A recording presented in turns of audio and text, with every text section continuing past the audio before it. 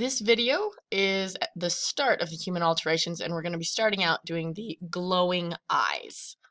So you're going to need the human alterations 2020 zipped file. When you download it, you are going to see that zipper. So if you go ahead and right click, choose extract all, and then just click extract. I'm going to cancel that. Well, actually, no, I'll extract. So when you do that, it is going to open up, and it doesn't want to do it. Okay, so it opens up, and then these are your files, okay? So just make sure that you are in the folder that does not have a zipper now. And we're going to go to the one called Eye Changing, and if you right-click on it, you can come down to say Open with Photoshop 2021.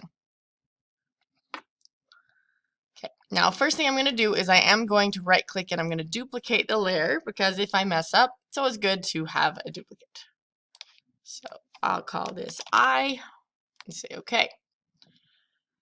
We're going to use the burn tool to create some contrast in order to make this eye look like it's glowing, as well as we're going to change the color. So the burn tool is matched with the dodge tool. So if you click and hold on this one that kind of looks like a lollipop and go to the burn tool. Then up here you've got the range, and you have shadows, midtones, highlights. This is what it affects most. So if you were trying to darken something that's already quite dark, you would be under shadows, kind of middle of the road things, right?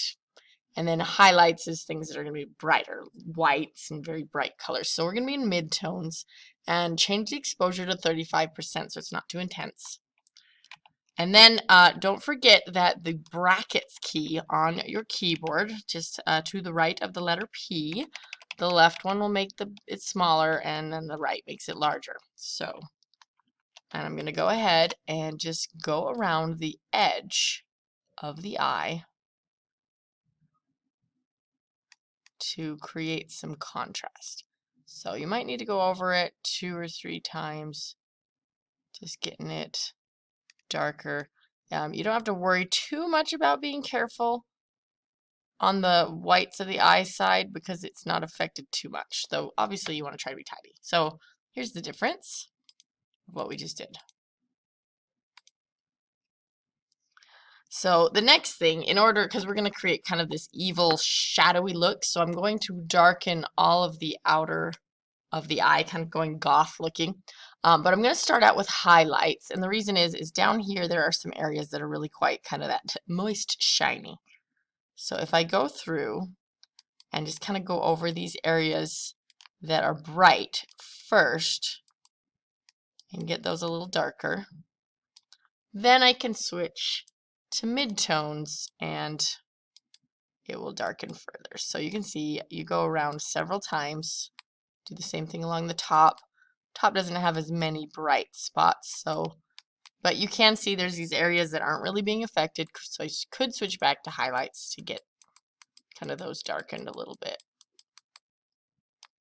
And then once again, I'm going to switch back to midtones.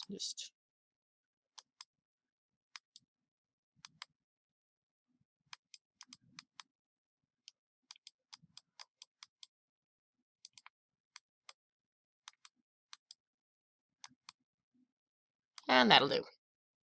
Okay, in order to give it the glow look now, I'm going to switch from the burn tool to the dodge tool. Same thing, I'm going to be mid-tones with an exposure of 35%. And I can make my brush a little bigger using the brackets on the keyboard. And I'm going to go around, and what this does is it's making it more white. So I'm brightening up the eye. You don't want to take it too far though, or you lose all the kind of cool texture and detail that an eye has. But I am brightening it up to give it kind of a glow. Then I'm going to come to give it even more of a kind of glowing contrast, I am going to come to around the pupil. And it might look like not a lot is happening. You can switch around. Highlights actually does brighten it a little more. So I'm just going to add a little kind of extra brightening around just that edge. And you can see like up top, it's not going to take as much because it's darker and brighter up there. But I can kind of get those a little bit more. Kind of switch around between that and highlights. So I'm just kind of giving just an extra little bit of glow around the edge here. Okay, now we're ready to add a different color. Now, of course, you could just leave it like this, but for the assignment itself, you need to add color. So make a new layer. I'm going to call it color. And then if you grab your brush tool and you choose the color that you want it to be, so let's say I'm going for a red eye on this one. Right, you take your paintbrush, it looks solid, which does not look good. So if you go to where it says normal, the blend modes, and change it to color. There are other ones, of course, that might look better. I do have to say I do also like overlay, but I can switch between the two and decide. So I paint, be, careful around the edges. You don't want to go outside. This is why it's good to be zoomed in. Some people work really far away. It doesn't make any sense. Okay. Now, that's an interesting look, but I will say that when you use overlay, you can still see some of that blue coming through. So I am going to switch back to color.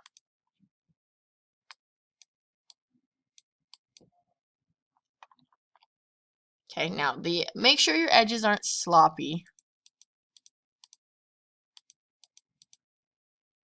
But then this next step will kind of hide a little bit of imperfections. In the past, we've used something called lighting effects, but they are discontinuing that, so we're going a little bit old school. So you make a new layer, and you're going to call it darkness. And the paint bucket tool is right here. So if you don't see the paint bucket, you just look for the gradient tool because that's usually the default paint bucket. And then we're going to use the elliptical marquee tool. So rectangle marquee tool is what it probably looks like by default. So you want to switch it to the elliptical marquee tool. And then up here, you're going to see what's called feathering or feather. And this allows you to make the edges softer instead of it being one solid like color block. So you want to go ahead and select. Remember, you can use the space bar while still holding your mouse to kind of move it. So make it so feathering it about 65. So that's why when it went from where I had it selected, it kind of shrank in. So that looks pretty good. Right now it's got the eye selected. I actually want to select everything but this eye area. So you go to the select menu and you choose inverse. So now you can see it's got little marching ants around here instead. So paint bucket, make sure it is black and then click. And when you first click, it's a little too much showing around the edges, so I can actually click a second time and it will paint it more. So Control D. And there you go. Now you can even see what it looks like up here. So got a little mini thumbnail. All right, and as far as the glowing eye, that's it. Now, if you're doing this for my actual assignment in class, we're going to be putting several different human alterations together. So what you would do now is go to Select, All, then you go Edit, Copy Merged so that it copies everything, and then you're going to open up a blank Word document. Come in here and Control V to paste. And then make sure you save this Word document because we are going to add more human alterations in the next videos.